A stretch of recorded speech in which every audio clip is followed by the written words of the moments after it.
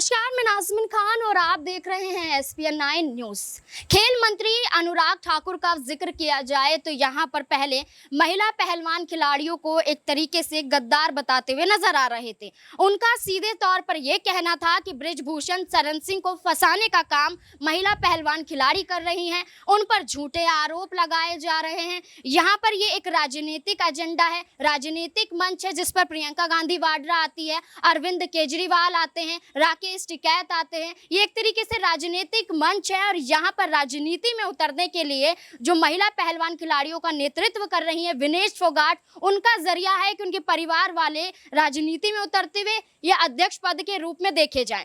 अब ऐसे में ये दिखाई देता है कि अनुराग ठाकुर उस वक्त तो महिला पहलवान खिलाड़ियों के विरुद्ध में बोल रहे थे, लेकिन जब यहाँ पर अमित शाह के साथ मुलाकात होती है और अमित शाह के मुलाकात के बाद यहाँ पर एक ट्वीट आ जाता है अनुराग ठाकुर का और यहाँ पर महिला पहलवान खिलाड़ियों को आमंत्रित करते हुए नजर आते हैं कि उनके साथ बैठक करने के लिए तैयार है। अनुराग ठाकुर महिला पहलवान खिलाड़ियों की शर्तों को मानने के लिए तैयार हो जाते हैं, लेकिन क्या ये शर्तें इसलिए मानी जा रही थी कि बृजभूषण शरण सिंह के खिलाफ होते हुए वो नजर आए, या इसलिए मानी जा रही थी कि महिला पहलवान खिलाड़ियों का जो ये संघर्ष था काफी लंबा चलता हुआ नजर आ रहा है। अब ऐसे में यहाँ पर महिला पहलवान खिलाड़ियों की वजह से कई और मुश्किलें खड़ी होती हुई नजर ना आए, तो ऐसे में इनकी बातों को मान लिया जाए। ये सारी चीजें यहाँ पर सामने आ रही हैं, लेकिन अनुराग ठाकुर का जिक्र किया जाए तो यहाँ पर कोई और ही रणनीति के साथ नजर आ रहे हैं।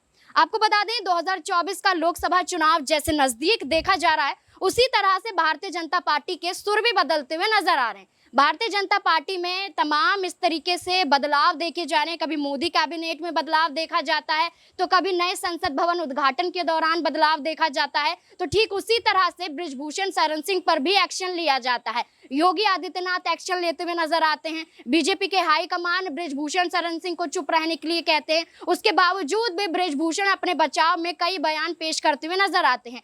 ऐसे में अनुराग ठाकुर ने ये जो कदम उठाया है वो बृजभूषण शरण सिंह को ही बचाने के लिए उठाया है, क्योंकि यहाँ पर देखा जाए तो एक तरीके से एक तीर से दो निशाने लगाए जाते हैं। वो किया जा रहा है कि महिला पहलवान खिलाड़ियों का आंदोलन भी शांत हो जाए, एक तरीके से वो चुपचाप बैठ जाए और बृजभूषण शरण सिंह के खिलाफ कुछ हल्ला बोलती हुई नजर ना आए। ऐसे में बृजभूषण शरण सिंह को चुप कराने का मकसद भी सिर्फ यही था कि आप यहाँ चुप रहिए और सारा मामला अपने आप निपटता हुआ नजर आएगा। तो ये सारी एक रणनीति तैयार की गई है कि 2024 के चुनाव से पहले ये सारी चीजें करते हुए भारतीय जनता पार्टी पर कोई मुश्किलें खड़ी होती हुई नजर ना आए, प्रधानमंत्री नरेंद्र मोदी पर सवाल ना खड़े हो और यहाँ पर महिला पहलवान खिलाड़ी का ये जो आंदोलन है फिर से बढ़ चढ़कर सामने ना आए, इसलिए ये शर्तों को माना जाता है। और अनुराग ठाकुर यहाँ पर ये कदम उठाते हुए नजर आते हैं जो महिला पहलवान खिलाड़ियों की शर्तों को मान रहे हैं, बृजभूषण शरण सिंह के खिलाफ बोल रहे हैं। ये एक रणनीति है। अब ऐसे में क्या अनुराग ठाकुर जिस तरीके से बृजभूषण शरण सिंह को बचाने में लगे हैं,